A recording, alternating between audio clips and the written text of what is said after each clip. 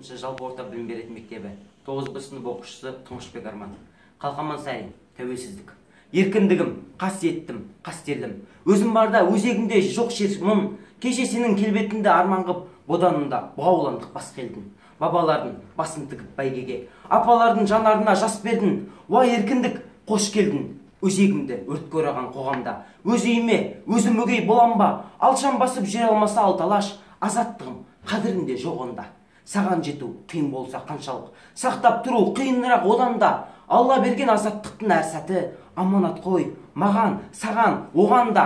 Саясатқа сермей алмай семсерді, езгігінге тері қылды менсемді. Желтоқсанда жалынатып жастығым, құрсау болған темір қоғам теңселді.